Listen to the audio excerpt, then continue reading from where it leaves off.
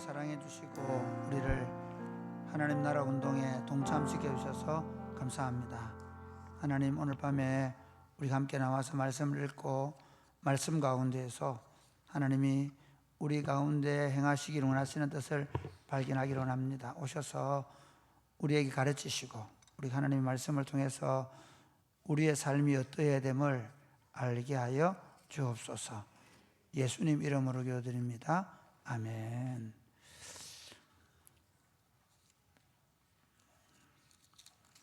지금 우리가 느헤미야 말씀을 어제부터 보고 있는데요. 여러분, 성경의 참 기록들 가운데에서 성경의 역사죠. 성경의 역사 가운데서 하나님의 나라가 아주 찬란하고 영광스럽게 나타나거나 회복되는 역사가 있고, 또 하나님 나라임에도 불구하고 오히려 무기력하게 무너져가는 그런 역사가 때가 있습니다. 역사적으로 보면 예를 들면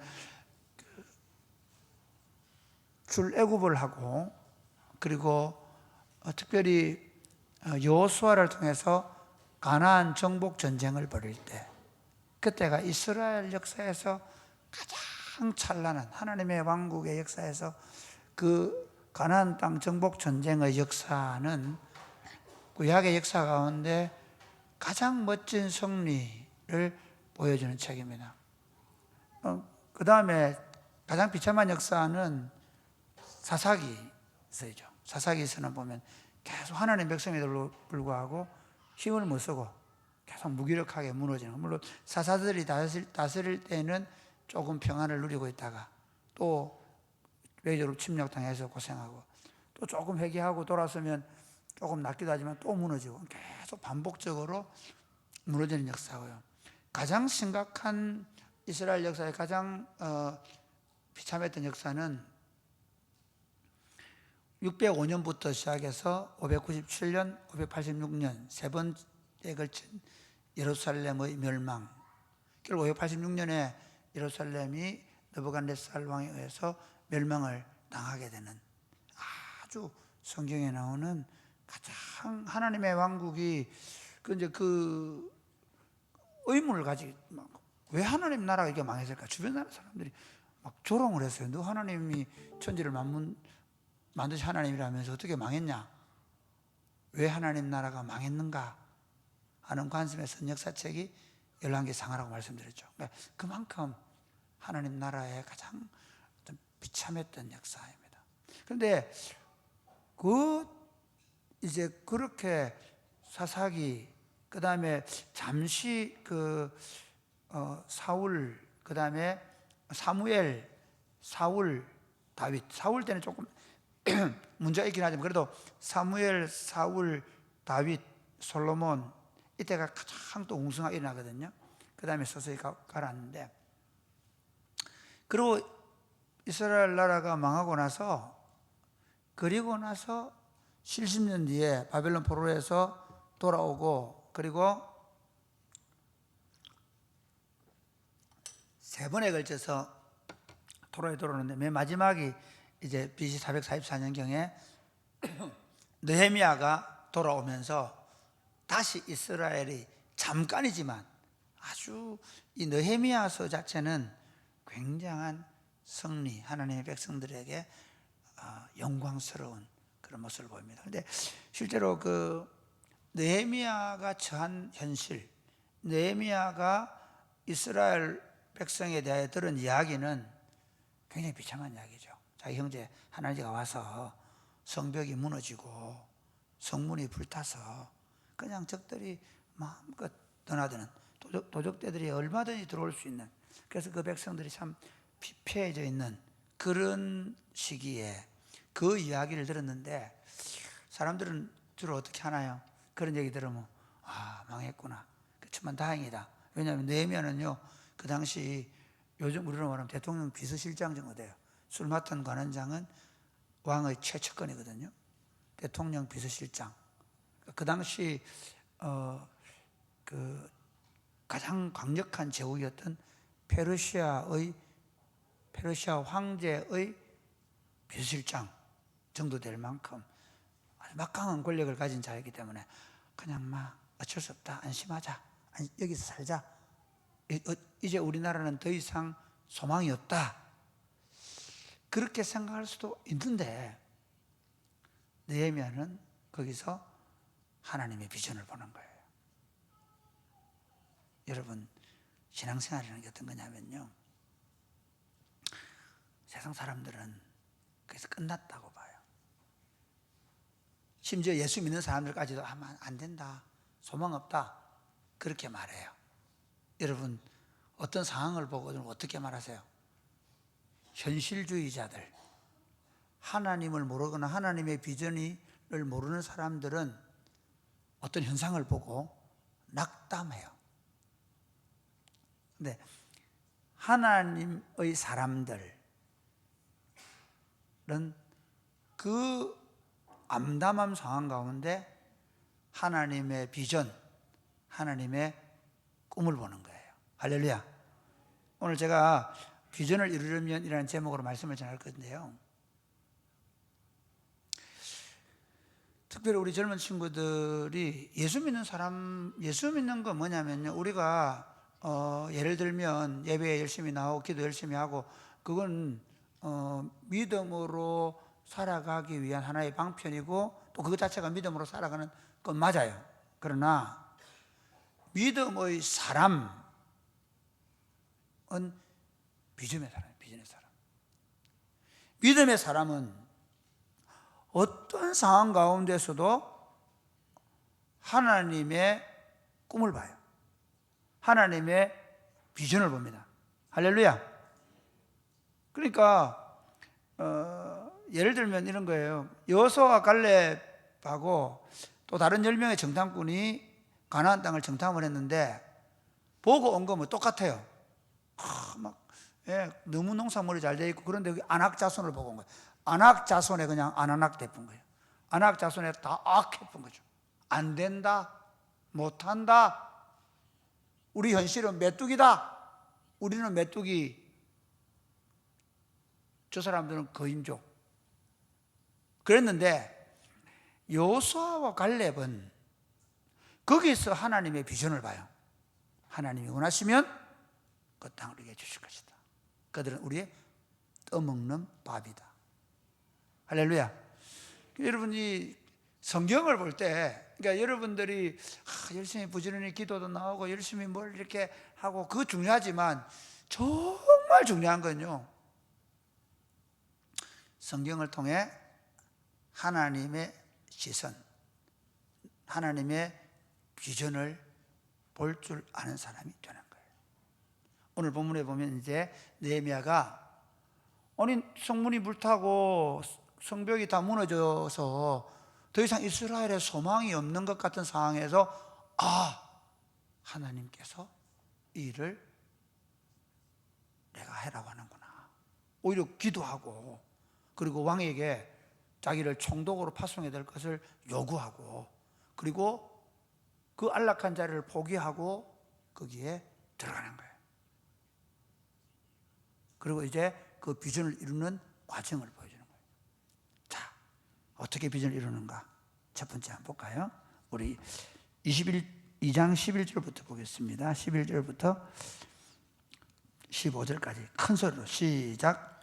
내가 예루살렘에 이르러 머무른 지 사흘 만에 내 하나님께서 예루살렘을 위해 무엇을 할 것인지 내 마음에 주신 것을 내가 아무에게도 말하지 아니하고 밤에 일어나 몇몇 사람과 함께 나갈새 내가 탄 짐승 외에는 다른 짐승이 없더라. 그 밤에 골짜기 문으로 나가서 용종으로 분문에 이르는 동안에 보니 예루살렘 성벽이 다 무너졌고 성문은 불탔더라. 앞으로 나아가 샘문과 왕의 못에 이르러서는 탄 짐승이 지나갈 곳이 없는지라. 그 밤에 시내를 따라 올라가서 성벽을 살펴본 후에 돌아서 골짜기 문으로 들어와 돌아왔으나. 여기 보면 예루살렘에 올라갔는데 예루살렘을 위해서 무엇을 할 것인지 내 마음에 주신 것, 이게 비전이거든요. 예루살렘을 위하여 무엇을 할 것인지 자격이 준 비전이 있단 말이에요. 여러분, 이 비전을 느헤미야가 말하지 않았다. 아무에게도 말하지 않았다라고 합니다. 제가 참 목사님들 일에 보면 교회들이 그래요. 어떻게 목회할 건지 비전을 제시하세요. 제가 처음 왔는데 우리 장로님들 권사님들 중에서 목사님 비전을 말씀해 주시면 제가 하겠습니다. 제가 없다 그랬어요. 비전. 하나님의 비전이라고 그랬어요. 제가 만약에 그때 지금 일을 꺼냈다면 아무도 못 하겠을 거예요. 얼마나 이 비전의 사람의 가장 중요한 건 뭐냐면요, 주도 면밀하게 상황을 정확하게 파악하는 거예요. 그러니까 뭐 플랜카드 써붙인다고 되는 게 아니란 말이에요. 오늘 지금 느헤미야가 보면요, 하나님이 자기에게 주신 그 비전, 그걸 말하지 않고 딱 온 지 사흘 만에, 여독이 풀리기도 전에 어떻게 합니까? 그 성문 골짜기 문에서부터 용정으로 분문, 똥이 들어오는, 똥이 나가는 문, 분문, 그다음에 예루살렘 성이 다 무너졌고 성문은 불탔고, 그다음에 샘문, 그다음에 왕의 못에 이르고 탄 짐승이 지나갈 곳이 없어 그만큼 무너져 있는 거예요. 그러니까 그 상황이 어떤지를 정확하게 보는 거예요. 비전의 사람 또는 비전을 이루는 데 있어서 상황을, 환경을 직시하지 않는 건 없어요. 왜 느헤미야가 말하지 않는가? 상황을 정확하게 꿰뚫어 보고 어떻게 일할 것인가가 분명해져서 그 일을 해나가는 거죠. 할렐루야. 대부분의 사람들은 그걸 만약에 이게 이 정황에 대해서 내가 명확한 전략과 전술, 저는 그 초창기에는 그 얘기를 많이 생각했는데, 전략을 어떻게 세울 거냐, 전술을 어떻게 세울 거냐, 중요합니다. 왜냐하면 마귀도 전략과 전술이 있기 때문에 우리도 전략과 전술이 명확해야 돼요. 느헤미야가 일한 거 보면요, 정광석과 같이 52일 만에 딱 해버린단 말이에요. 그만큼 느헤미야가 정확한 상황을 분석하고 인식하는 거예요. 제가 지금 교회 운동을 보면 참 안타까운 건 뭐냐면요, 제가 이제 이렇게 목사님들 만나보고 교단에 이렇게 사람 만나보면 지금 당장 좀 전사님들 없다고, 부목사님들 없다고 막 좀 어떻게 안 되냐 그러고 좀 소개해달라 그러고 막 그러는데, 실제 지금 정말 문제는 뭐냐면요, 교회가 다 죽고 있는 거예요. 그래서 신학교에서 한 교회에 한 신학생 보내기 운동하는데, 제가 오늘 그 얘기했어요. 이제 고신대학 신학과 교수님들하고 이렇게 협의하면서, 그래 신학교 학생들 어떻게 유치할지 교수들이 좀 방안을 내놔봐라 막 얘기하는데, 제가 이 얘기했어요. 뭐냐면, 정말 미안하다. 교회는 우리가 죽여놓고 교수들 보고 학생들 모아라고 말해야 되겠냐. 이미 출산율이 떨어져 있고, 그리고 목사들의 목회가 즐겁지 않고 목회하고 싶은 사람들이 없는데 신학교에 누가 가려고 하겠냐. 정확한 인식은 뭐냐면요, 신학과에 학생이 없는 게 문제가 아니고 교회가 재미가 없다는 거예요. 여러분, 교회가 재미가 없다는 거예요. 교회 목사들이, 교회 목회하는 목사가 신나 보이지 않는다는 거예요. 토요일마다 축구를 좀 하던가. 교회 목사들이 너무 신나고, 여러분 잘 아셔야 됩니다. 교회 목사가 목회가 신나지 못하게 만든 건 누굽니까? 누구세요? 구민구 목사가 목회가 신난 건 누구 때문일까요? 여러분들 때문이죠. 목회가, 진짜 목회하고 싶다. 우리 정말 사랑이 곱히는 교회의 목사님들처럼 나도 저렇게 살고 싶다. 그런 신학교에 많이 가는 거예요. 사랑이 곱히는 교회 성도들이 목회자들 대하는 거 보니까, 목사 저거 목사 하고 싶다. 다른 것보다 목회가 의미가 있겠다. 만드는 거죠. 그러니까 제가 좀 얘기하고 싶은 건, 여러분들, 우리가 개인적으로도 하나님께서 나에게 주신 비전이라 그러면요, 정확하게 이게 어디서 문제가 되는지, 어떻게 이 문제 해결할 수 있는지. 지금 당장 부목사님들 땜빵 하려고 하는 거 아닙니다. 오히려 지금 뭐 해야 되냐면요, 제가 생각할 때는 그 교회 학생들 가운데, 청년들 가운데 좀 신학 공부할 수 있는 똑똑한 친구 있으면 목사님 끼고 살아야 돼. 안 되면 만들어내야 돼요. 만들어서 같이 하도록 달래고. 오늘 제가 어떤 친구가 저한테 필성 그러더라고요. 그래서 바로 발견했죠. 아무래도 너는 공군 장교 가야 되겠다. 육군 안 합니까? 안 한다. 공군 장교만 한다. 끊임없이 그 친구들을 격려하면서 어떻게 하나님의 사람으로 자라가야 될지, 그리고 결국에는 그 친구들을, 제가 이제 그 선교사님들도 마찬가지, 지금 선교사 없다고 난리거든요. 근데 저는 전략적으로 우리가 국내 전도여행을 가고 비전 트립을 가고 그다음에 6개월 단기 선교를 자주 보내고 그러는 가운데 누가 들그득 걸려가지고 장기 하겠습니다, 이게 나와야 되거든요. 그러니까 제가 우리가 지금 왜 신학생들이 없어졌냐면요, 왜 선교사가 없어졌냐면, 그렇게 우리가 80년대에 같이 거지전도 가고 그 다음에 막 비전 트립하고 선교 대회 하면서 막 1만 명 모여가지고 선교 한국하고 그 열기 없어져 버는 거예요. 그게 없는데 어떻게 선교사가 나와요? 그러니까 지금 사랑이 꼽히는 교회 공동체가 하고 있는 이 운동들은요, 실제로 지금 한국 교회가 왜 무너졌는지를 파악하는 거예요. 뭐가 뭔지 아세요? 앉혀놓고 교육만 하고 있는 거예요. 청년부 가면 청년부 오전 예배 드리고 오후 예배 드리고 청년부 예배 드리고 청년부 성경 공부 뭐 하는지 아닌지 모르지만 그러고 있는 거야.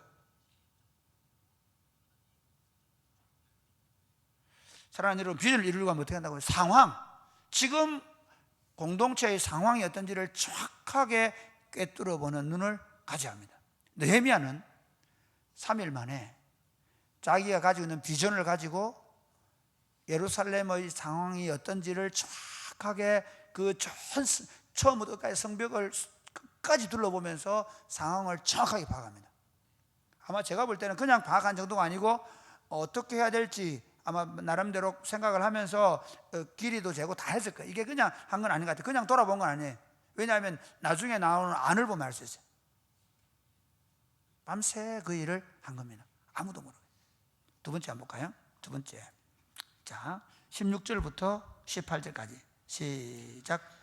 방백들은 내가 어디 갔었으며 무엇을 하였는지 알지 못하였고 나도 그 일을 유다 사람들에게나 제사장들에게나 귀족들에게나 방백들에게나 그 외에 일하는 자들에게 알리지 아니하다가 후에 그들에게 이르기를 우리가 당한 곤경은 너희도 보고 있는 바라. 예루살렘이 황폐하고 성문이 불탔으니 자 예루살렘 성을 건축하여 다시 수치를 당하지 말자 하고 또 그들에게 하나님의 선한 손이 나를 도우신 일과 왕이 내게 이른 말씀을 전하였더니 그들의 말이 일어나 건축하자 하고 모두 힘을 내어 이 선한 일을 하려 하매. 사태를 정확하게 파악하고, 두 번째 보면요, 이 느헤미야가 어떻게 하는가 하면 처음부터 방백들을 모아놓고 그 일을 의논하지 않습니다.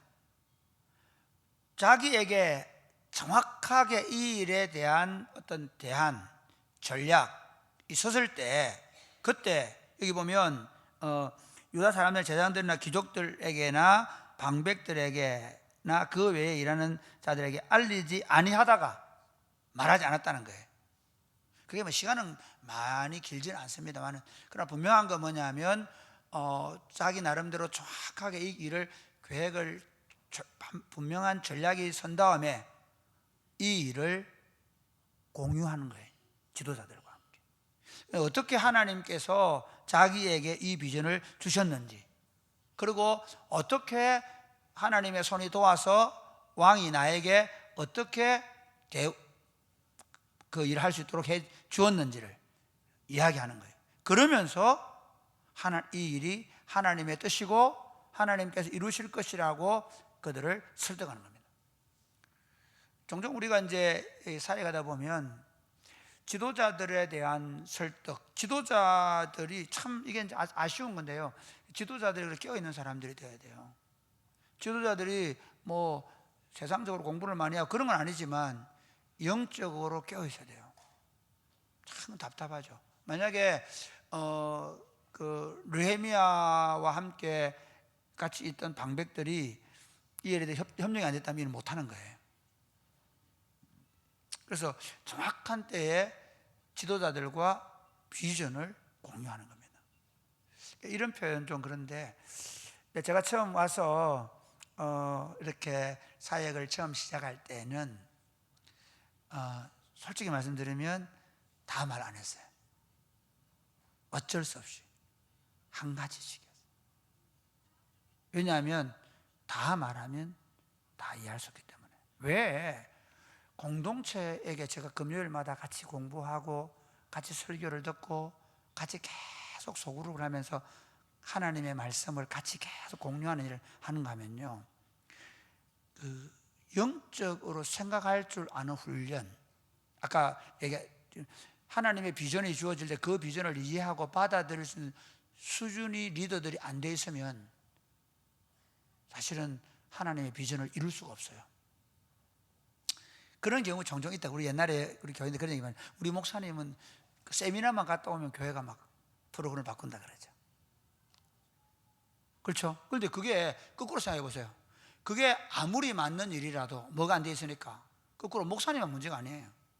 그걸 이해할 수 있는 수준의 리더들이 없었던 거죠.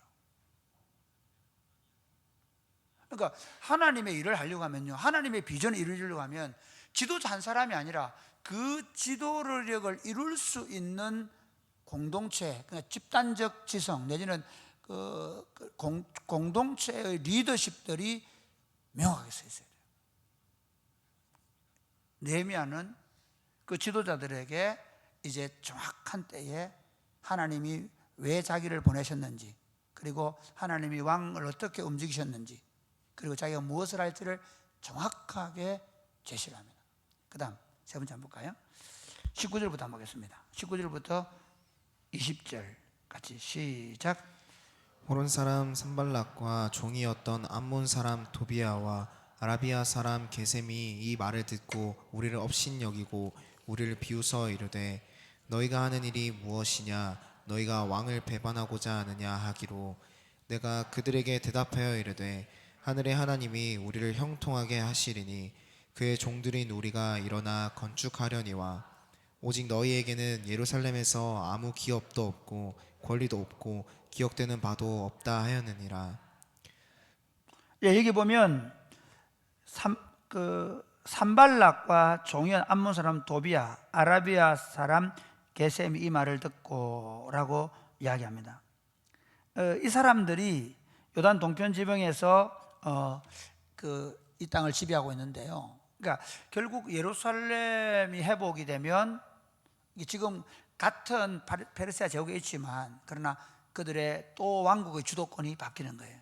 그러다 보니까 방해하는 거죠. 어떻게 방해하느냐 하면 왕을 들먹입니다. 네. 이 왕은 페르시아 왕입니다. 페르시아 왕이 내게 이런 말을 여기 보면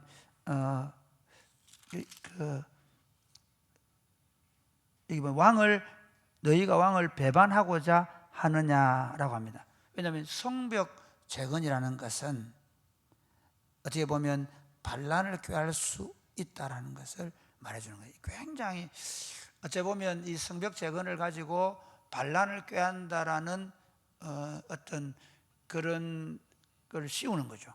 프레임을 씌우는 거예요. 굉장히 조심스러운 일인데, 그런데 이 상황 속에서 느헤미야가 보여주는 게 있어요. 우리가 하나님의 일을 할 때 있잖아요, 늘 모든 사람이 좋아하지 않아요. 하나님의 비전을 이룰 때 항상 사단은 그 비전을 이루지 못하도록 방해합니다. 그런데 우리 여기서 중요한 게 있습니다. 사람들이 왜 이 비전을 이루는데 다 같이 비전을 가지고 있음에도 이루지 못하느냐면요, 반대하는 사람들 너무 크게 봐버려요. 그리고 그 사람들이 하는 말이 굉장히 무서운 말이거든요. 너가 지금 왕을 반역하려고 한다는 프레임을 씌우는 거예요. 이게 이제 문제가 되는 거예요. 그리고 실제로 이걸 실행을 해요. 그리고 계속 공격해요. 여기에 우리가 하나님의 일을 할 때 우리가 이게 하나님의 뜻이고 이게 내가 나를 통해서 하나님 이루고 싶어 하신 하나님의 일임에도 불구하고 주변에 반대가 들어올 때 우리는 그 반대에 너무 신경을 쓴다는 거예요. 그래서 그 일을 그르치는 경우가 너무 많아요. 이런 표현 해볼까요? 무시할 줄 알아야 돼요. 반대하는 말에 대해서 크게 듣지 않는 법을 배우셔야 돼요. 할렐루야. 그러니까 교회 운동할 때 중요한 건 언제나 반대가 있습니다. 어떤 형태로든 반대합니다. 근데 그 소리를 줄일 줄 아는 훈련이 되어야 돼요. 그걸 약화시키는 방법을 알아야 돼요. 그러니까 사실은 지금 그 지역에 아주 권력을 나중에 예루살렘에까지도 이 산발랏과 도비야가 아주 자기 권력을 확대하고 있고 친인척 관계를 만들어 놓고 그런 사람이에요. 막강한 권력을 가지고 그다음에 페르시아 황제를 움직일 수 있는 힘을 가지고 있단 말이에요. 근데 이 사람이 프레임을 씌워요.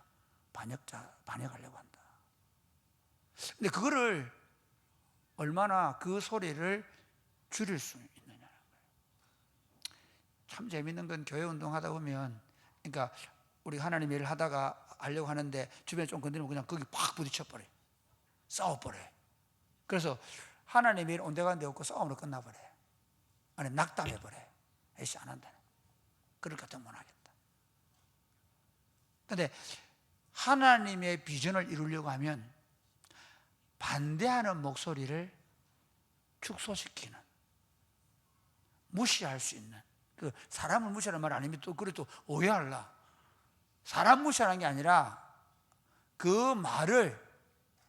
그들이 하는 말을 소리를 묻어버릴 수 있는 그런 담력 그리고 지혜가 필요한 거예요. 느헤미야는 그들이 그렇게 공격해 왔지만 이렇게 말합니다. 자 볼까요? 내가 그들에게 대답하되 하여 이르되 하늘의 하나님이 우리를 형통하게 하시리니 그의 종들인 우리가 일어나 건축하려니와 오직 너희에게는 예루살렘에서 아무 기업도 없고 권리도 없고 기업되는 바도 없다 하였느니라. 그러니까 너희가 이 예루살렘에 대한 권리 없지 않냐 무시해버린 거예요. 저는 좀 그렇게 필요하다고 생각합니다. 교회 운동할 때 누가 반대하거나 우리 하나님 나라 일을 할 때 막 이런저런 문제를 가지고 그걸 크게 만들고 부각시키고 반드시 합니다. 반드시 부각시킵니다. 문제를 크게 부각시킵니다. 근데 그때 그 문제를 축소하고 오히려 왜곡하고 부풀리고 그렇게 할 때 그걸 축소할 수 있는 지혜와 능력이 필요해요. 그럼 세 번째 볼까요? 3장 1절부터 15절인데요. 좀 긴데 한번 조금 읽어볼게요. 시작. 그때 대제사장 엘리야십이 그의 형제 제사장들과 함께 일어나 양문을 건축하여 소멸하고 문짝을 달고 또 성벽을 건축하여 한메아 망대에서부터 하늘 망대까지 성별하고. 대제사장 엘리야십과 그 형의 제사장들이 양문은 뭐예요? 제사드리는 양이 들어오는 문이거든요. 양문 곁 베데스다 연못 나오죠. 그러니까 그 성전에 여러 문들이 있는데 그 문들을 중심으로 지금 건설을 하고 있는 거예요.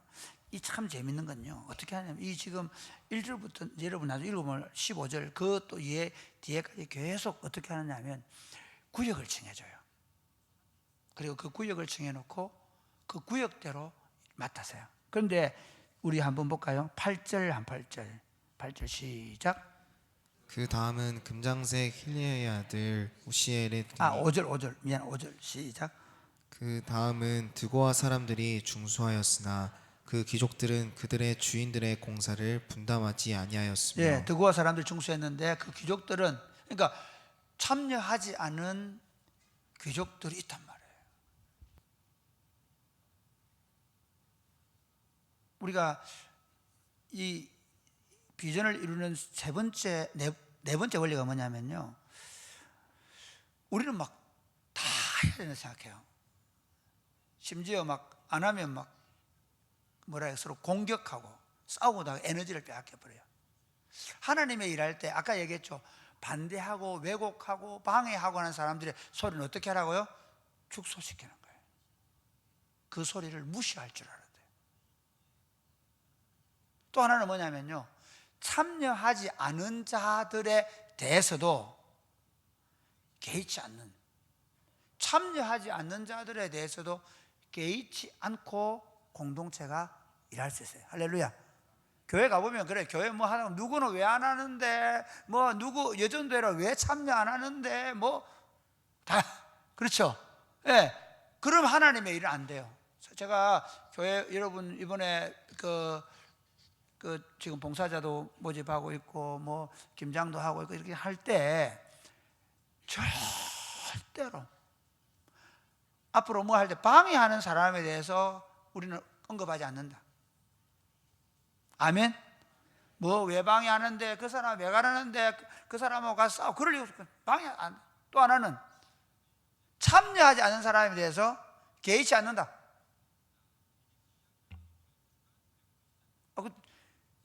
그 사람 나쁜 사람도 아니고 악한 사람도 아닙니다. 그냥 참여하지 않는 겁니다. 그 비전에 맞지 않기 때문에, 동의하지 않기 때문에, 아직 그 비전을 발견하지 못했을 수 있다고 생각하는 거예요.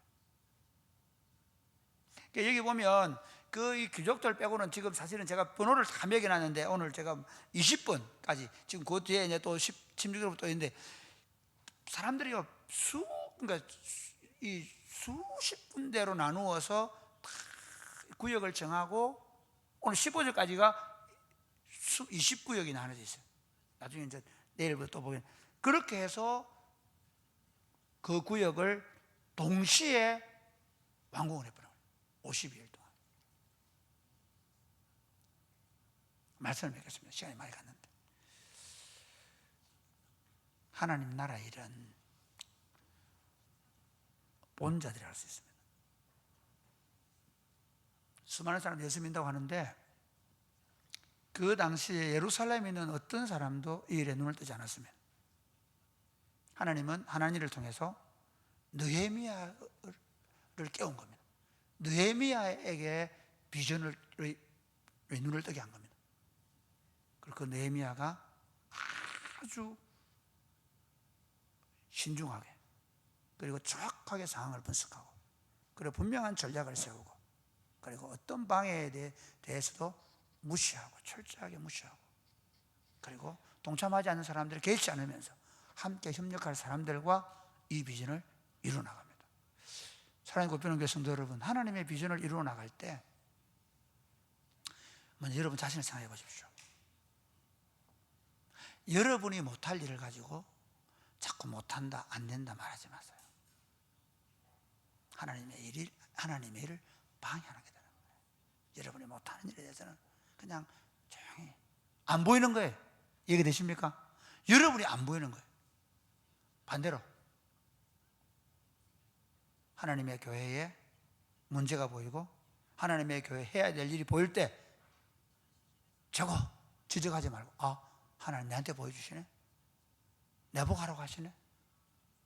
문제를 사명으로 깨닫고 그 하나님의 비전을 이루어가는 저와 여러분 될 수 있게 되기를 주님의 이름 축복합니다. 아멘. 찬양하겠습니다.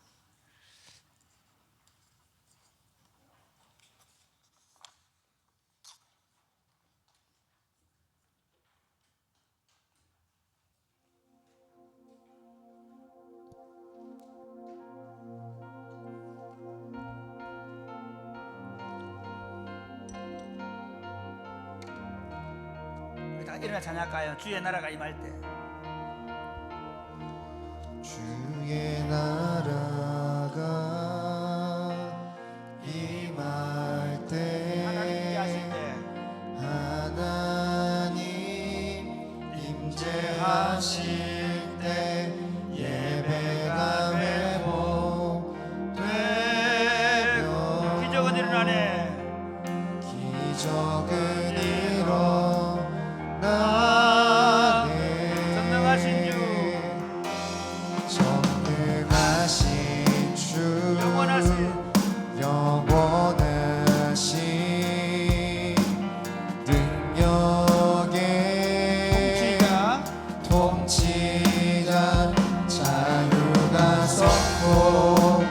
되어 주 백성 돌아오네. 주 백성 돌아오네.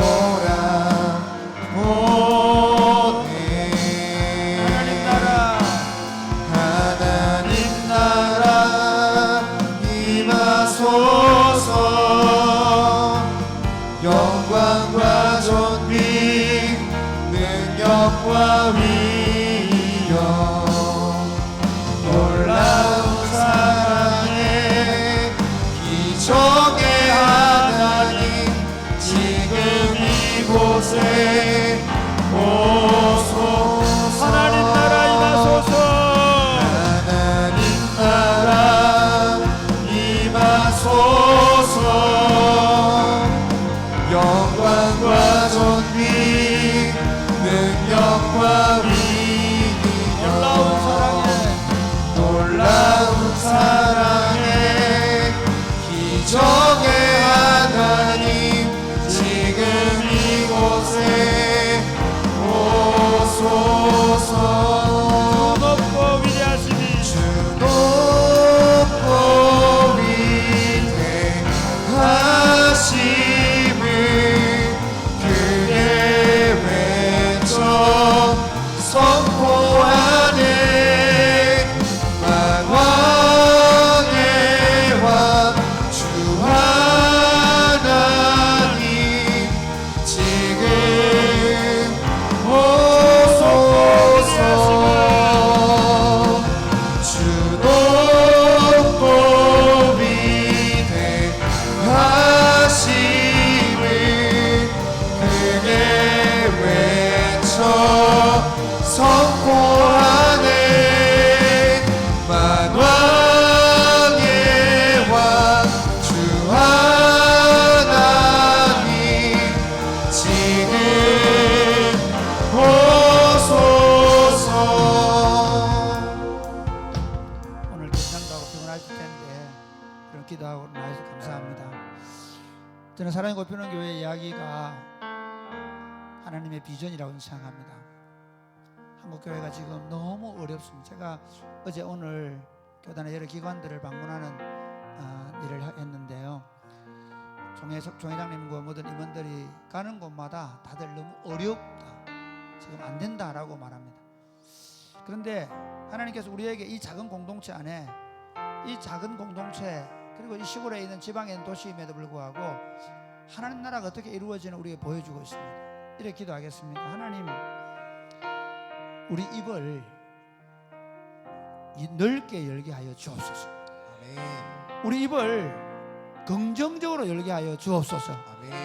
안 된다, 못한다 아니고 내가 뭐랄까 좀 입을 다물면 돼요. 하나님 되게 해주세요. 하나님 이 교회가 되게 해주세요. 하나님 이 교회를 통해 하나님 나라를 보여주십시오. 하나님의 이 사랑을 꽃피우는 교회 운동을 통해서 한국 교회가 될 수 있음을 보게 해주십시오. 그래서 한국 교회의 비전이 사랑의 꽃피우는 교회를 통해 이루어지는 것을 보게 하여 주시옵소서. 그 비전이 이루는 마중물이 되게 하여 주시옵소서. 기도하겠습니다. 주여, 주여. 외쳐 선포하네. 만왕의 왕 주 하나님 지금 오소서. 주 높고 말씀이 무슨 말인지 위대하심을 하나님 아버지 믿음을 믿음으로 생각하고 믿음으로 결정하고 믿음으로 나를 준비하고 계십니다.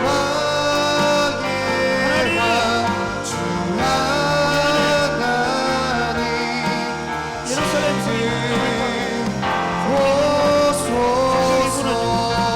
도대체 소망이 없는 것은 그 보고를 들은 느헤미야는 가슴에 물이 붙었어. 하나님의 물이 붙었어. 하나님의 마음에 감동이 있어. 하나님께 기도하기 시작했고 하나님의 이루길 열망을 가지고 하나님 그 좋은 자를 내려두고 예루살렘의 유다의 성동이 되어 스스로 거기 그 어려운 길, 그 고난의 길을 걸어왔습니다. 하나님 우리의 입을 하시고 우리의 생각을 넓혀주시며 우리가 하나님의 일을 볼 수 있도록 하나님의 눈을 가질 수 있도록 하나님의 말씀을 가지고 말할 수 있도록 도와주시옵소서. 아버지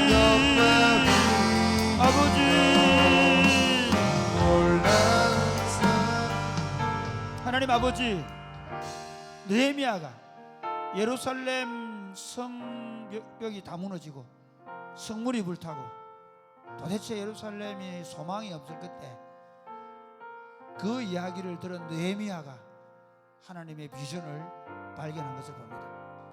한국 교회가 지금 다음 세대가 없고 청년들이 교회를 떠나고 교인 수가 급감하고 있고 그리고 초고령화로 가고 있고 이제 신학교가 텅텅 비어가고 있고 선교사로 지원하는 사람이 없어져 간다고 말하는 이 보고서를 들으며 사랑이 곱히는 교회 속에 하나님의 불을 주심을 감사합니다. 저녁마다 기도하는 주의 종들을 주심을 감사합니다.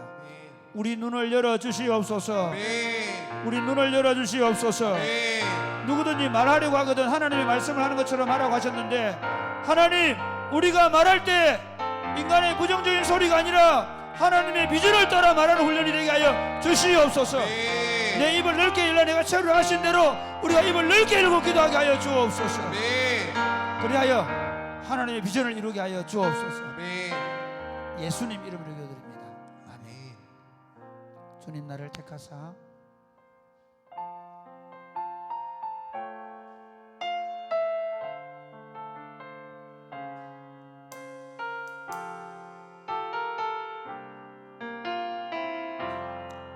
주님 나를 택하사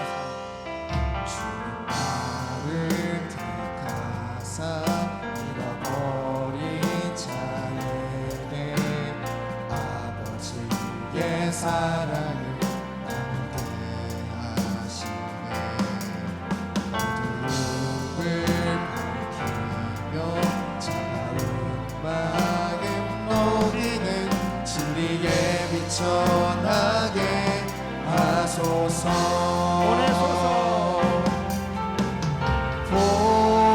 보내소서. 시련이 찾아올 때도 주님의 눈물 기억하게 하소서. 보내소서. 주께서 가신 길을 또 걸어가게 하소서. 성령으로 임하사 성령으로 임하사 소망 없는 자에게 생명의 그 말씀을 전하게 하시네.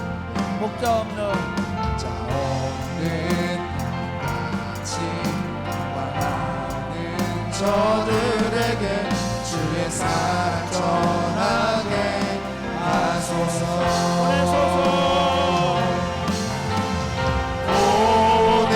보내소서. 시련이 찾아올 때도 주님의 눈물 기억하게 하소서.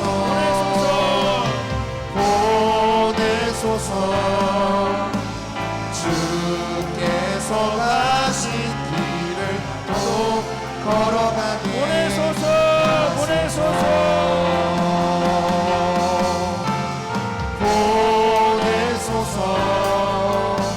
시련이 찾아올 때도 주님의 눈물 기억하게 하소서. 보내소서. 주께서 가신 길을 또 걸어가게 하소서. 사랑하는 여러분, 우리 인생은 참 짧습니다. 그리고 정말 한순간과 같은 인생, 마치 아침 안개와 같은 인생을 살아갑니다. 근데 여러분, 정말 그 아름다운 그 짧은 인생에서 우리에게 아름다운 한때를 주셨습니다. 하나님의 비전을 이룰 수 있는 절호의 찬스입니다. 우리 교회가 어떻게 보면 참 어려운 시절, 작은 시골 교회 공동체에서 갈등과 분열을 있던 그 시절이 아니라 이제 하나님이 여러분 전국 교회에 알려질 만큼 건강한 교회로 소문나 있는 그런 교회로 세워져 가고 있습니다. 제가 그것 자랑하려고 하는 게 아닙니다. 여러분 인생 어떻게 쓰시길 원하십니까? 여러분 어떻게 쓰기를 원하십니까?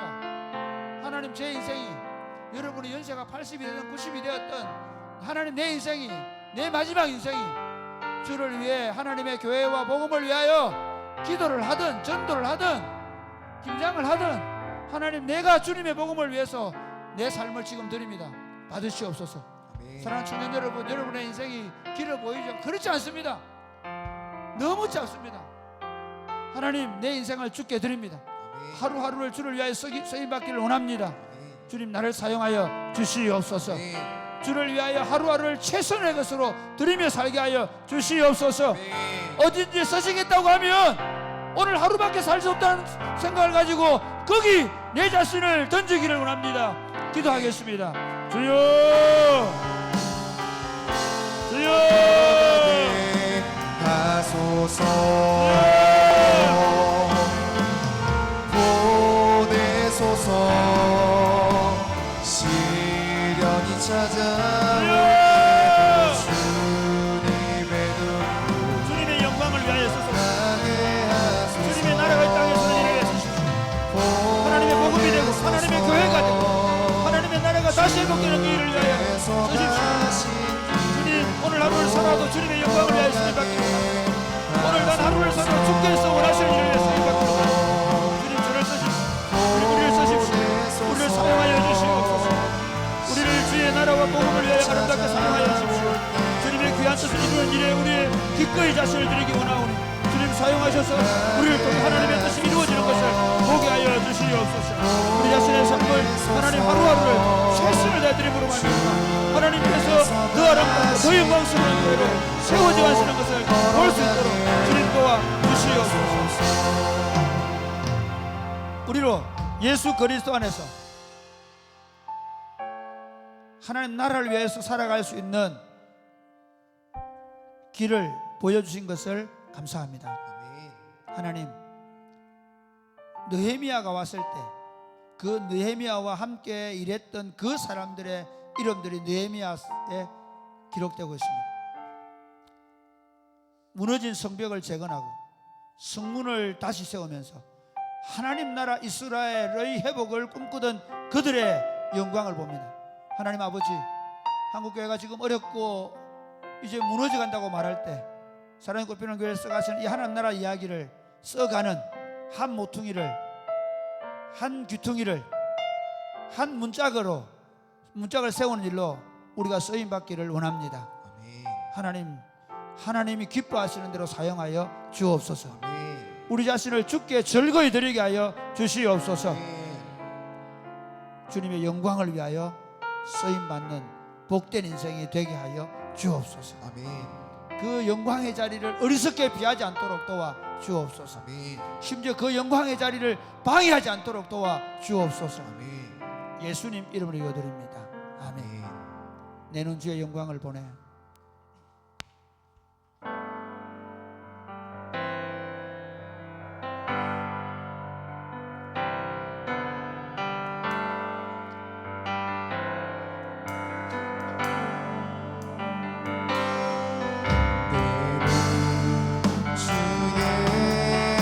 영광을 보내. 우리 가운데 계신 주님, 우리 가운데 계신 주님, 그 빛난 영광, 그 빛난 영광 온 하늘 덮고 그 찬송 온 땅 가득해. 내는 주의 영광을 보내. 주의 영광을 보내. 찬송 가운데, 찬송 가운데 서신 주님, 주님의 얼굴을, 주님의 얼굴을 온 세상 향하네. 권능의 팔을 드셨네. 권능의 팔을 드셨네. 주의 영광 이곳에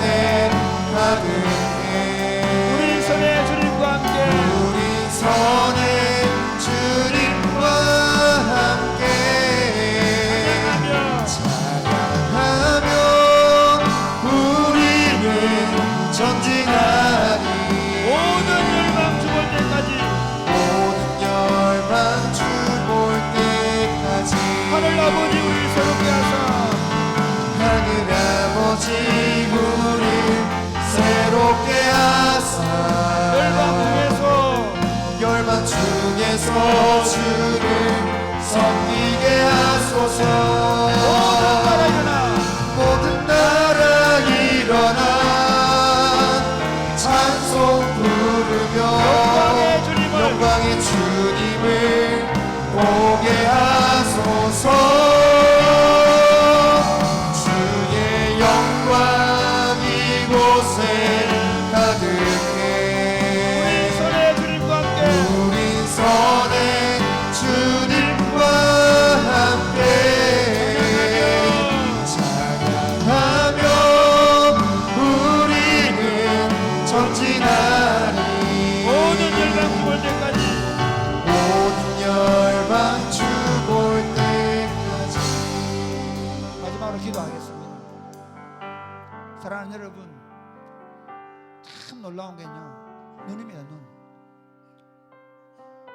뭘 보고 있느냐는 겁니다.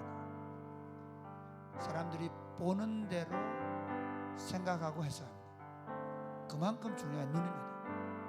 하나님, 내 눈이 아침에 눈을 떴을 때 하나님의 영광을 보게 하여 주옵소서. 아멘 하루 종일 그 하나님의 영광에 눈 맞추고 살게 하여 주옵소서. 아멘 마지막 잠자리 들 때 그 하나님의 영광을 다시 보게 하여 주옵소서. 아멘 여러분, 스데반이 돌에 맞아 죽을 때 누구 봅니까?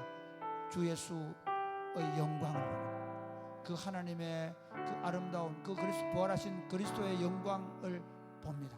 하나님, 어떠한 상황 가운데서도 우리의 환경을 보지 말게 하시고 주님의 영광을 보고 그 영광을 바라보면서 믿음으로 나아가게 하여 주옵소서. 아멘 뿐만 아니라 사랑의 고편의 교회 공동체가 더 많이 기도하는 사람들이 모이게 하여 주옵소서. 아멘 기도함으로 그 영광을 보는 눈들이 더 많아져 가게 하여 주옵소서. 아멘 그 영광이 더 분명하게 우리 가운데 나타나게 하여 주셔서 이 공동체에 들어오는 사람들마다 그 영광을 보고 그 영광에 취해서 그 영광을 위하여 살게 하여 주옵소서. 아멘 기도하겠습니다. 주여 하며 우리는 전진하리 모든 열방 주볼 아버지 때까지 기도합니다. 하늘 아버지 기도합니다. 우리 주님의 영광, 새롭게 하소서 주님의 영광을 나타내시옵소서. 열방 주님의 영광을 나타내시옵소서. 주님의 영광을 나타내시옵소서. 날마다 우리가 주님의 영광을 보게 하여 주옵소서. 아버지 주님의 영광을 보게 하여 주시옵소서. 영광의 주님을 아버지 보게 하소서 주님의 영광을 보고 앞을 살아가게 하시고 주의 영광 이곳에 아버지 그 영광의 힘을 뜨기 위하여 우리가 더 많이 기도하게 하시고 우리가 기도하는 일에 더 열심히 될 수 있도록 도와주옵소서. 그래야 하나님 그 하나님의 영광으로 승리하는 되게 하시고 그 영광에 사로잡혀서 이 공동체에 있는 모든 사람들마다 그 주님의 영광을 보고 그 영광에 사로잡혀서 주님의 일을 감당할 수 있도록 주님 도와주옵소서. 영광의 하나님이 우리 공동체 위에 머물러 주시옵소서. 아멘 우리 아침마다 주님의 영광을 보고 하루를 시작하는 공동체가 되게 하여 주옵소서. 하루 종일 주님의 영광의 광채가 비치는 삶을 살게 하여 주옵소서. 저녁마다 기도하는 공동체 위에 다시 주님의 영광으로 충만하게 하여 주옵소서. 그래 우리 인생이 다하는 그날 스데반처럼 우리 영혼을 받으시기 위하여 일어나신 그 영광스러운 주님을 보고 그 나라로 들어가는 삶을 살게 하여 주옵소서. 사랑의 고편한 교회가 그 주님의 영광으로 충만하기 위하여 계속해서 저녁마다 기도하는 공동체가 더 확장되어 가도록 복을 내려 주옵소서. 하나님 아버지, 우리 이준배 성도님, 우리 이청희 성도님, 그리고 우리 박효인 집사님, 그 외에도 몸과 마음에 아파서 기도하는 형제와 자매들이 있습니다. 내가 나사렛 예수를 명하노니 그 몸에 있는 모든 질병의 권세가 떠나가고 강건하게 될지어다. 아멘. 주 예수님 주의 오른손으로 붙잡아 주시옵소서. 아멘. 회복을 허락하여 주시옵소서. 아멘. 오늘 밤에 우리가 기도할 때 성령으로 충만케 하여 주시옵소서. 아멘.